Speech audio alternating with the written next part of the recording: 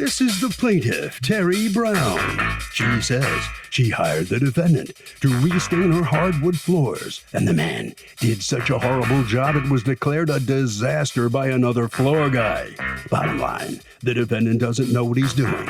He should be ashamed of himself for claiming he's a professional floor person, and she's here suing him for the $981.52 she's now owed. This is the defendant, Todd Hall.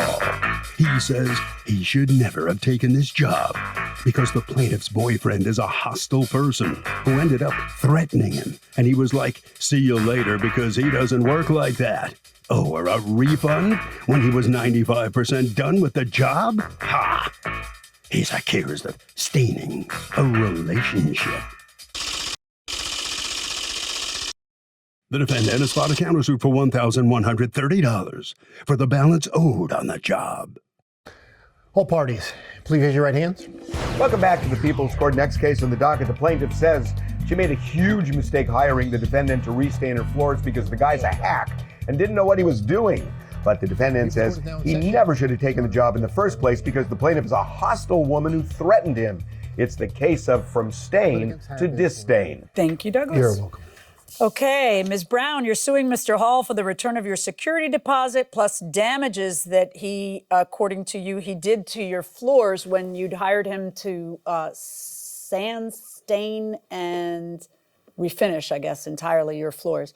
How did you learn about the existence of the defendant?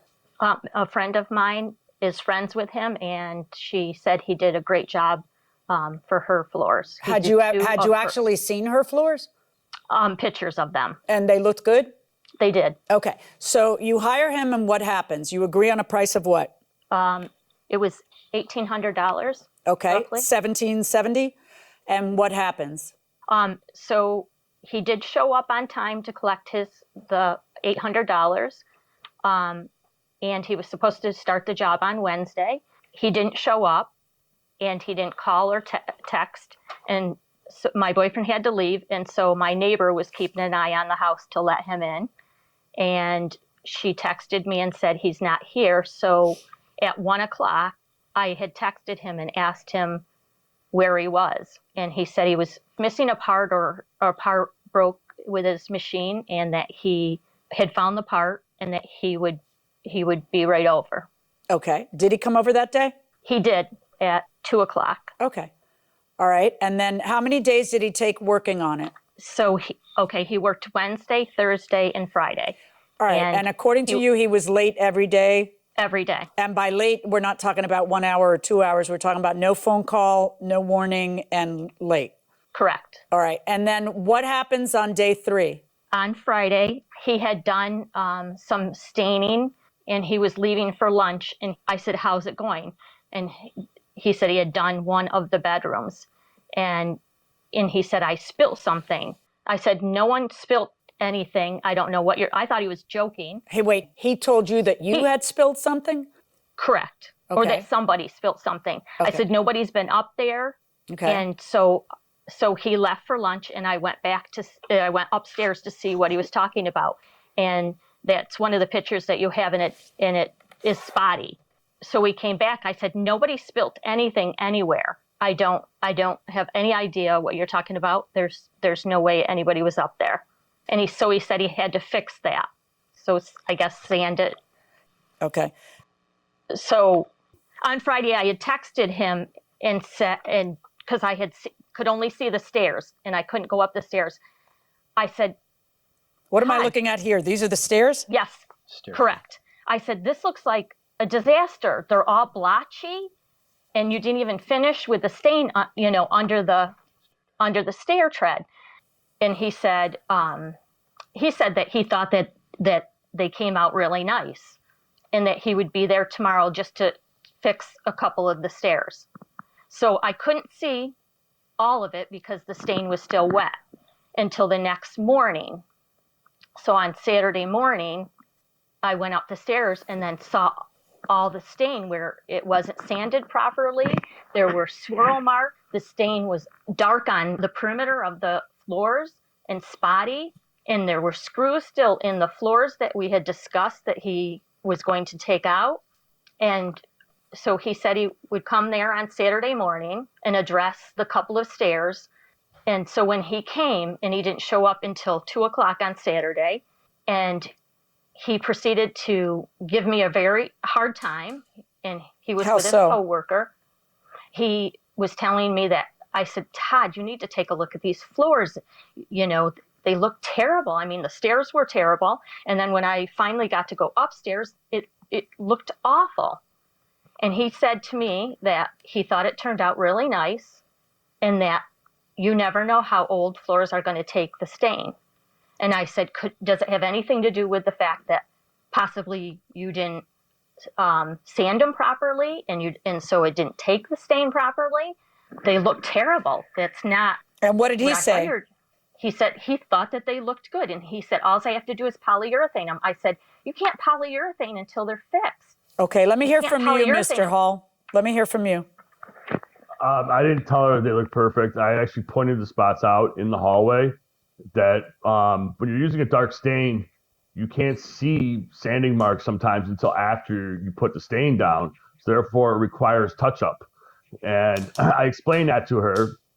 And I actually pointed out more spots to her than she had pointed out to me, and told her that I would fix them. Also, on the stairs, I had told her there was a couple of stairs that didn't look so good, and they needed to be addressing. And I told her I would address it. She says you were there to polyurethane that day. Yes, because I was ready to polyurethane. And How are you ready to polyurethane with the pictures that I'm showing? Can you see the pictures I have up on the screen? It would have taken me a couple hours to touch that up, and then I could have put polyurethane down that afternoon. So, well, I mean, if they're complaining about the steps, I wouldn't be putting polyurethane until they said, okay, yeah, that's acceptable. And you'd repaired all the things I'm looking at where there's blotching and marks. Where are the marks coming from? Is that from the sander? Part of that is from the sanding, and you can't see it until after you put the polyurethane, or after you put the stain down, excuse me. Well, which I was going to fix all of that before I put poly down. I wasn't. Well, I mean, that was not the day for a discussion of polyurethane if there's all these problems all over the place. And why is there such a mess on the steps? I had told her before I even started, that all the baseboard and all the stairs were going to have to be painted prior to even starting the job. And she told me not to worry about the stairs because she was going to put tile on the back of the stairs. Okay, can I ask you why there's no stain on the bottom of that bullnose there of the stairs? Why isn't that fully stained?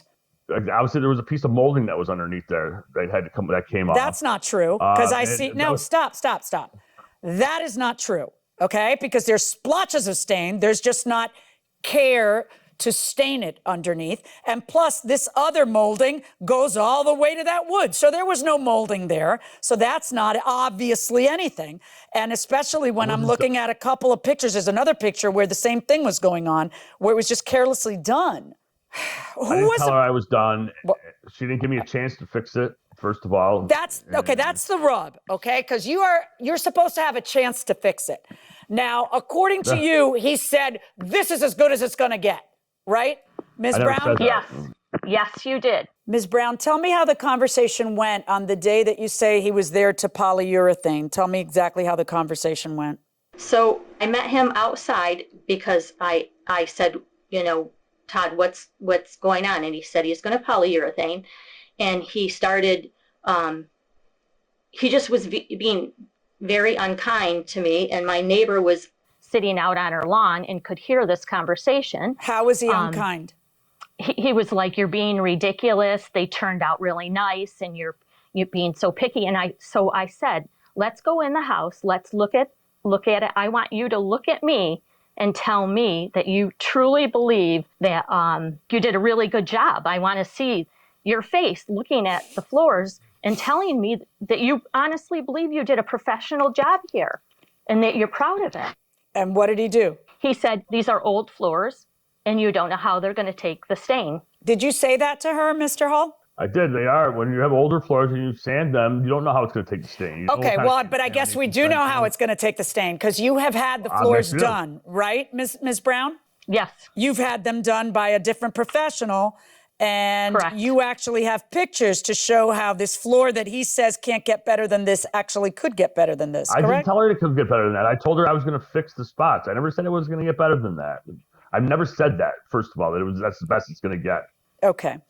So on the right would be the job that the defendant did, and on the left is the job that your new guy did, correct? Correct. What did he do? Did he sand everything down again?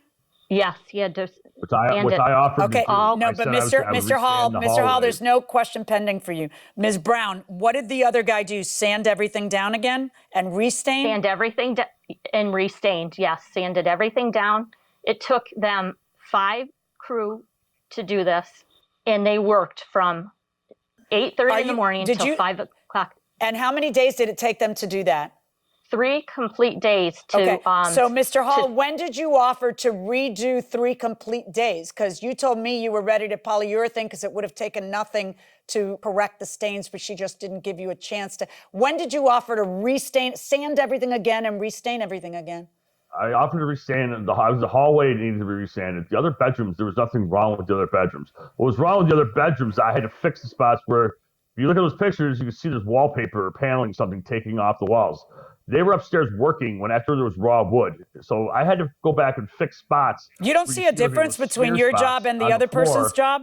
Well, absolutely. And I said that needed to be fixed. Right, but you understand that guy only got it to look that way, not by being there for 2 hours. I just had a few things and then I was ready to polyurethane.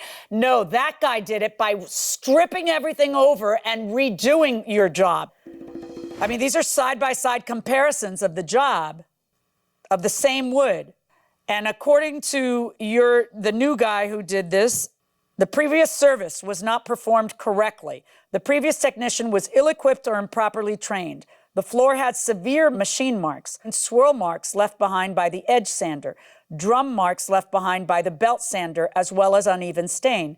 The uneven stain further highlighted the poor sanding. I have spent the last 2 decades of my life growing our home service business. This type of work is a nightmare all customers fear in the scenario that makes our business so difficult. The notion that a professional would leave a floor in this condition is disgraceful. That's the opinion of the new guy. What would you like to respond to that, Mr. Hall? It's his opinion. I mean, I've done this for 21 years myself. I've done this for a long time. Would you happen sometimes? Yeah. Would you say this is your best work? No. Right. Not at all. I never said it was. Right. And, it's her only house, though. It's the one she lives in, and she wants your best work. Everybody who hires you wants your best work. They don't want to have to hire somebody else and pay them a bunch of money to fix your job. I'm ruling in favor of the plaintiff in the amount that she's asking for, the $981.52. As for your counterclaim against her for the remaining balance, I am not going to order her to pay you because obviously I'm ordering you to refund her money. Clearly, the job you did was not up to par. So $981.52 for Ms. Brown, and on your counterclaim, 0.